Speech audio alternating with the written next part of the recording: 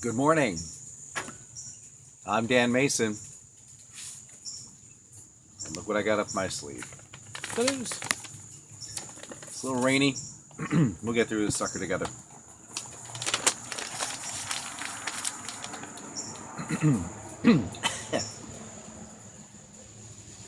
Donald Trump called Guam Governor Eddie Bazacalvo to let him know that everything is fine.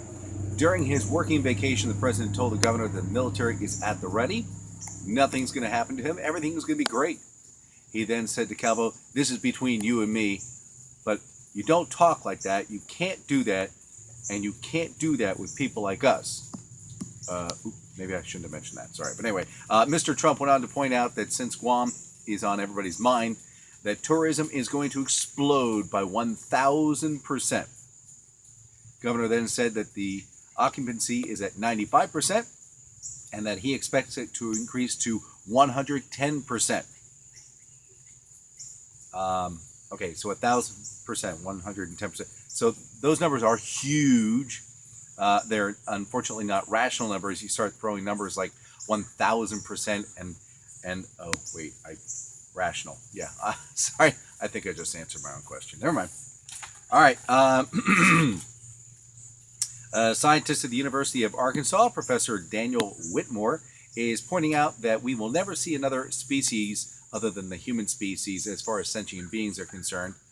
Why, you ask? Well, he postulates that any civilization like ourselves is destined to fizzle out.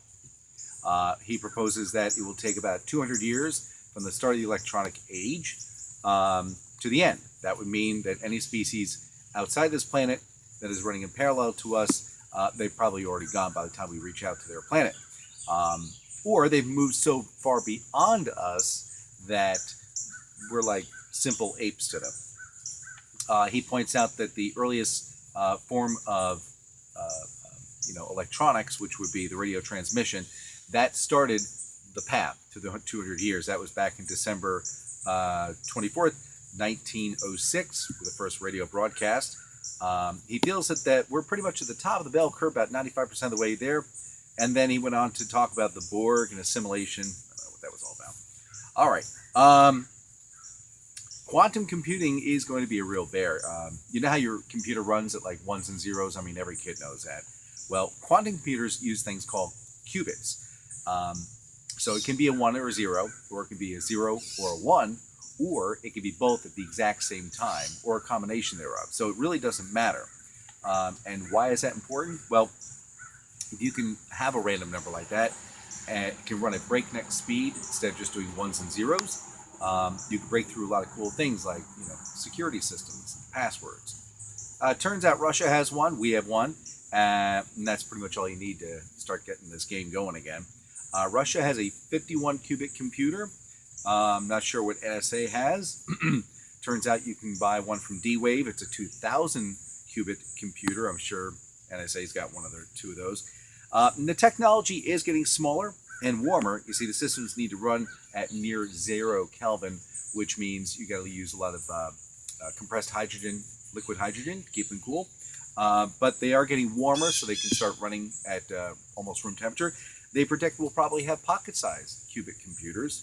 So you see, there is hope on the horizon for Radio Shack. Last story. Rodrigo Alves, also known as the human Ken doll, has recently returned from Iran after receiving a chin replacement and a nose modification, as well as a brow lift. Yep, the 34-year-old Brazilian turned to corrective surgery after he was unable to build up any muscles. First thing to go was at age 17, he had, I'll say the word backwards, man moves. He had them removed. He then had an artificial six-pack designed. Overall, he spent about $400,000 to modify his body to look just like the Ken doll, which we've all seen. Of course, no word about what he's done below the waist. So good news on that one. Anyway, that's all the news I got for today, August 12th, 2017. Again, Dan Mayson, thanks for watching. Don't forget to subscribe, share, say nice things, thumbs up, and we'll see you soon. Remember, tomorrow's Sunday, so none of this going on. See you on Monday. Bye, y'all.